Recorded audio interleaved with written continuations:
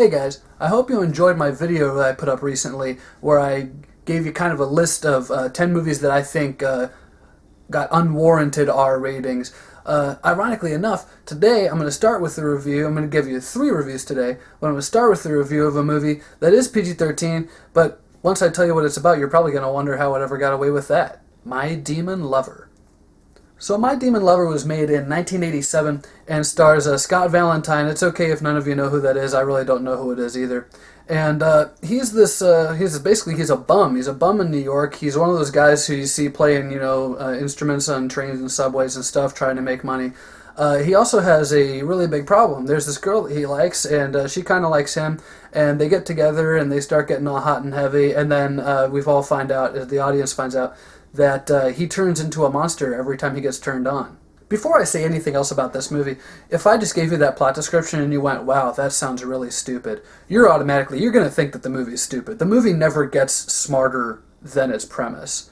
And even jokes that could have been taken, the movie unfortunately doesn't really push those boundaries, because this was a PG-13 movie and was released in 87, which means that it was either A, going to get a really hard R from the MPAA, or B, they were going to play the whole movie so safe to guarantee that PG-13 rating that they don't try to push any buttons or push any boundaries with this concept. I think if you're going to be a sex comedy of any kind, why are you trying to be okay for 12 and 13-year-olds? Why are you trying to be okay? Just get an R. Just go for an R.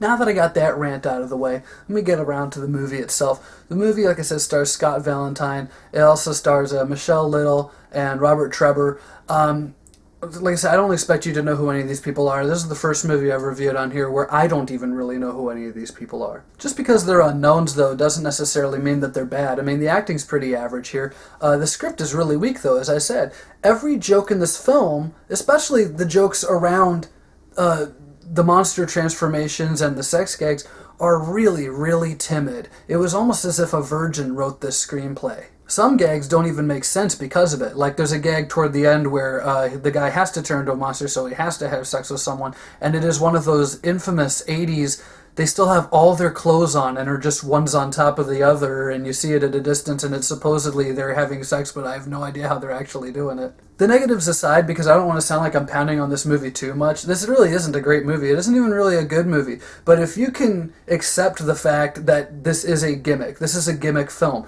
the guy turns into a monster when he gets a hard-on. That's the cleverest joke in this movie. This is kind of like the kind of thing that Comedy Central used to play all the time in the late 90s because it was safe, they didn't have to edit a whole lot out, and it was there's a chuckle here and there, so they could still technically call it Comedy Central. By the way, let it be known that Comedy Central also around that same time would always air Bordello of Blood, so let's not give them too high a standard. As far as making the story any more interesting than the initial premise is, they do try to do that a couple of times, and there are some kind of fun supporting characters. The supporting characters of the film are actually, I think, more fun than the 2 main characters. Scott Valentine, he does what he can, and he definitely has fun under the makeup and prosthetics at different points in the movie. But ultimately, it's the supporting characters, it's the supporting cast that kind of give this film the boost that it needs to keep you from falling asleep. Also, on the positive end of things, the makeup and prosthetic work in this is pretty decent. There's definitely 2 or 3 of the transformation scenes that I thought, okay, wow, this is kind of dime store monster costume, and they've just put it on this guy and maybe add a couple of more prosthetics to make it have the appearance of being more real. But you can see, especially in some of the more well-lit scenes, just how fake some of the makeup effects are. At the same time, there are scenes where it looks really good. The movie just kind of run the gamut. I think some of the monster effects look really good, and some of them are just absolutely pitiful. There is also a nice little twist at the end where you find out that one of the other characters is not exactly who you thought he was, but this is another... You get a lot of these in horror and B-movies. This is another twist where if you have half a brain, you'll see this coming. I kind of made the same complaint in my review of Freefall, where it turns out that one of the characters turns out to be a villain, and you're kind of left with, the obvious nature of the fact that who else is it going to be? You know there's a villain, you know there's another something else going on with one of the characters, and you're only given 4 or 5 characters that it could possibly be. At the end of the day, it doesn't take too much rational thought to figure out where the film is going and which one of these characters has this dirty little secret that's eventually going to be revealed.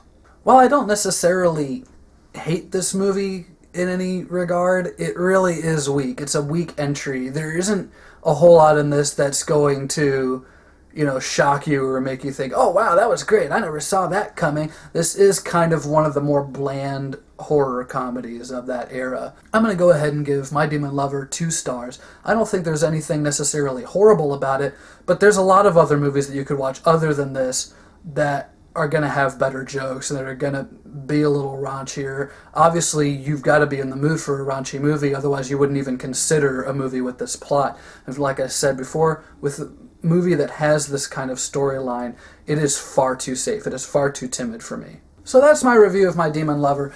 Like I said, today I'm going to try to put up a couple of reviews because I do feel like I have fallen behind a bit there.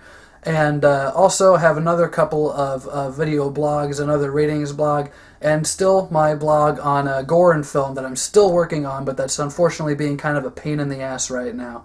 But I will have 2 other reviews following this, so please make sure you stay tuned. And as always, if there is a horror, action, crime, comedy, whatever genre film that you think gets kind of swept under the rug, that you think a lot of people don't talk about, and you would like to hear my opinion on it, please let me know in the comment section below, and I'll see what I can do about checking it out and getting a review up for you. Thanks for watching, and stay tuned for more Priceless B movies.